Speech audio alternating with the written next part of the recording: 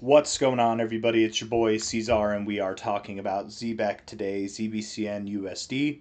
It is the 25th day of July, and here we are at about $0.00188 with roughly 9 hours left in the day. Hit that like button, subscribe. Thank you all for being here. Let's get into it, my friends. Let's talk about this here. So, unfortunately for Zebec, I truly think that you did have a setup here to find support and to see a move. And you just didn't do that. Instead, you actually gave way. Volume came in to the downside. You pumped, you recovered a little bit here. Volume did not come in. It actually decayed. And now we're moving down. Now we're seeing lower lows today. It's the weekend. There's not a lot of volume on the weekends, but there's still 9 hours left in this day. Let's see if that volume picks up by the end of the day. Maybe you see a little bit of volatility down here, but just things aren't looking good, man. And the reason why right now, guys, if you really think about it in the broad aspect, is that nobody cares about Zebec. I don't mean you, Zebecians. I don't mean me. I care about it. I'm watching it. You're watching it. But I'm talking about the crypto market as a whole. You cared a lot about it when there was XRP Las Vegas. You cared a lot about it whenever it was pumping. The market cared a lot about it back then as well. This video, Zebec videos back then, were some of my most viewed videos. Now, not so much. We still talk about it. You know, whenever it's being boring, maybe not as much, but you know, still talk about it. But nobody really cares right now. What do people care about in the crypto space? They care about meme coins. That's what they're caring about. They're caring about Robinhood Chain. They're caring about Solana. They don't care about Zebec, right? And that doesn't mean that Zebec is worth nothing. That just means we're going to see some boring price action. There's not. We're seeing it here, where there should have been demand. It was a good time to buy. You got prior areas of support and resistance back here. There was no demand. Why is there no demand? Because nobody cares. Nobody's looking at it right now. No, you are not on everybody's radar. You care. I care. We're aware of what's going on with Zebec, but that doesn't matter, right? Fundamentals don't necessarily always matter. Look at Onyx Coin, for example, right? And this is something else that I want to focus on too real quick. Just real quick. We'll make a quick example of this. But a lot of people were talking about partnerships back here. A lot of people were talking about the Stellar Lumens partnership, different partnerships that were happening with Zebec. And I told you this, and it seemed like I was just talking smack up here, but I'm not just talking smack. I don't say things. If I feel like I want to talk smack about a coin, I probably just won't make a video on it. Not because I don't want to give it attention, but because I don't want to come across as the guy who's just a hater. That's not how it is. So if I'm ever coming across to you as a hater, I would encourage you to think that I might just be saying something that you disagree with. There's a fly. That's why I'm doing this. And that you're actually a hater of what I'm saying. And I'm getting back to the point here that, man, flies, they're so tenacious.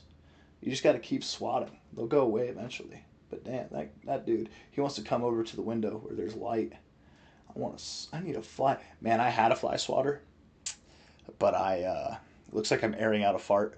But I broke that thing because I swatted so many damn flies. I'm just going to keep doing this. I'm going to do this all damn day. I could do this all day, guys. If he comes back, I'm going to get pissed. Anyways, hold on.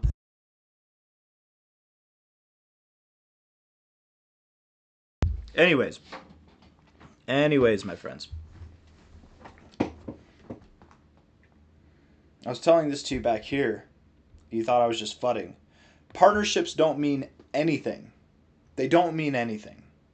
If you're watching this video, you're not watching it because Zebec's pumping.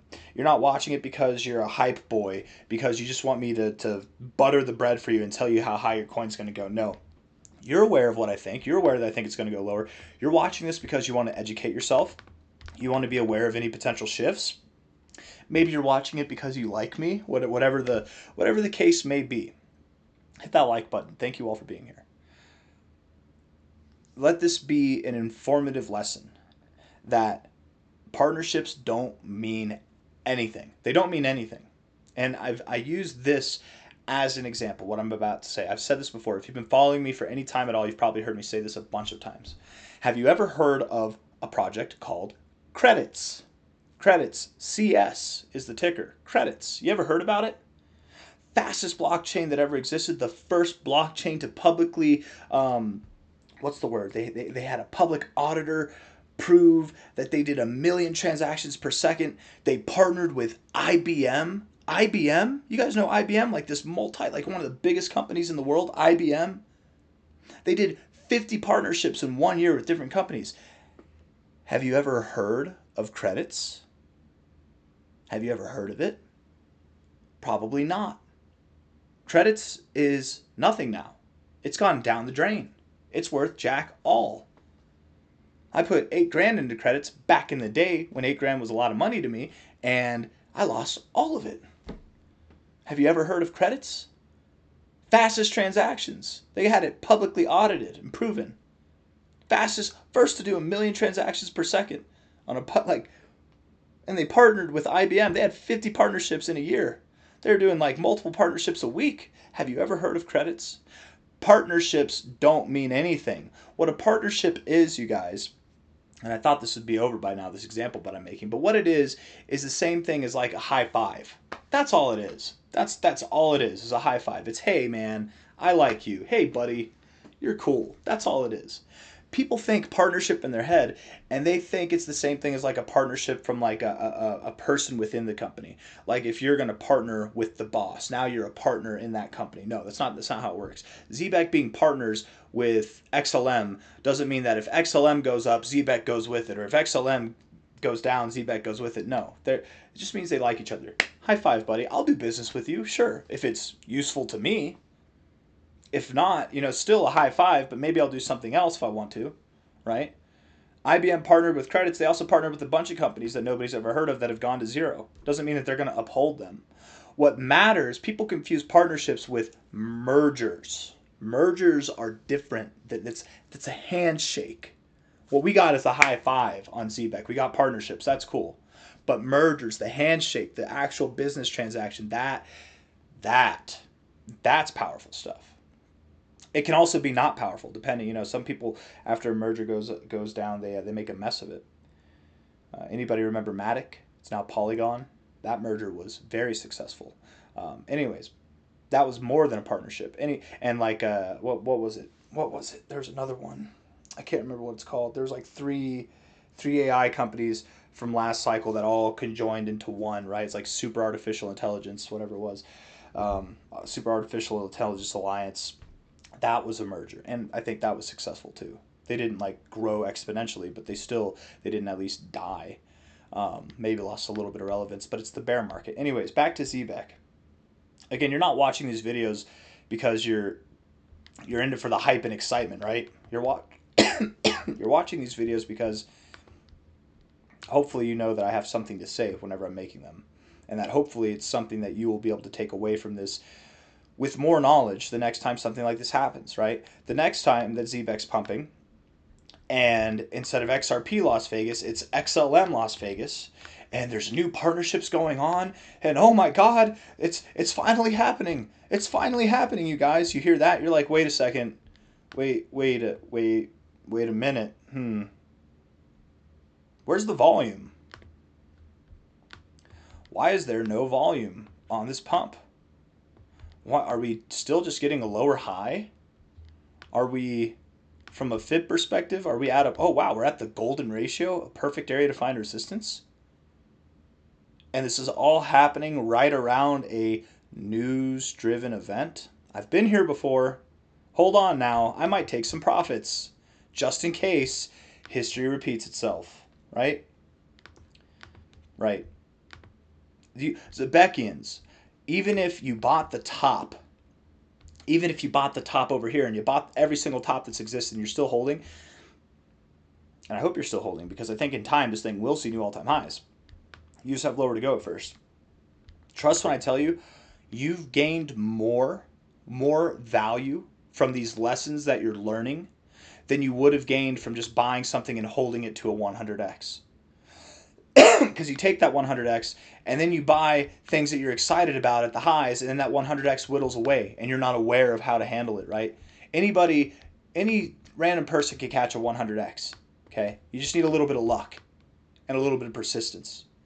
But to preserve, that's different. And the value that you're gaining here is you're learning how to preserve your money. And how are you learning how to preserve it? It might not feel like it if you're losing money. You're learning how because you've seen these classic things that get people in at the highs, that might have even got you in at the highs, that made you this asinine person yelling at some dude on YouTube who's just trying to tell you that it's going to go down. That hey, you're getting a little bit crazy at the highs here. Sell the news events are real. You'll remember it next time, and you'll be all the better for it. Whether it's you get in at the low, and then you're like, maybe I should take profits. Or you never got in, you had cash, but you just didn't get in, and then it's up here, and you're like, you know what? I'm not going to buy. This seems a bit too hyped up, a bit too crazy. I'm feeling the FOMO. I'm going to take a breath, and I'm just going to go away for a month, and let's see how it looks after that.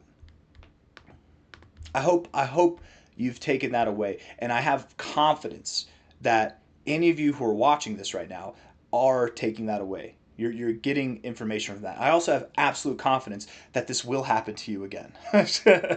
I've learned this lesson. It still happens to me. We're human beings. We're emotional. But guess what?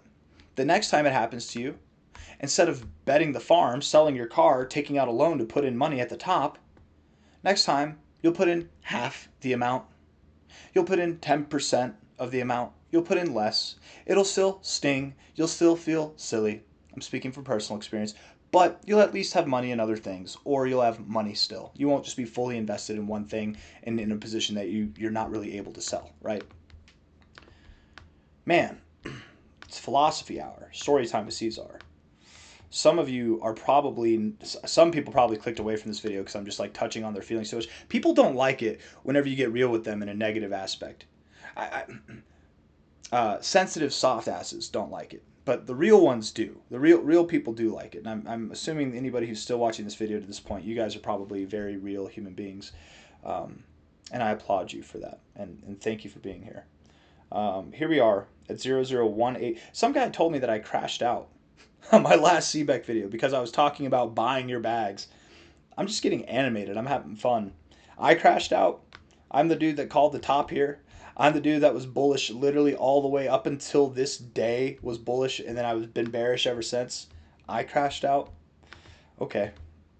Oh, I'm crashing out. I'm going to buy your bags. I'm going to buy all your bags. I am. I'm going to buy all your bags. Seriously. Whenever the last Zebecian falls, we're at these all-time lows, and they panic sell, I'm going to buy your bags for 1 cent on the dollar.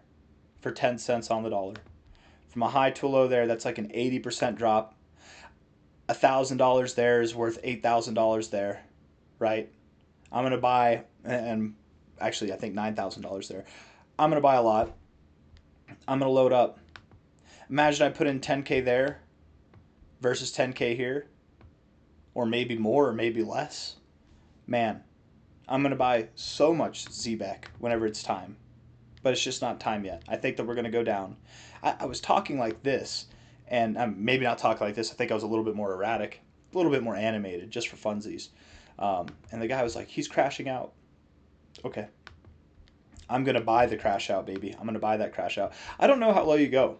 That's the real thing that I'm curious with. I don't know if you go below, like here, the 382 or the 1272 is at 303. I don't know if you go that low. You could. You absolutely could. But I'm thinking you'll go something just below 0006, 0004, right? I don't know. Time will tell.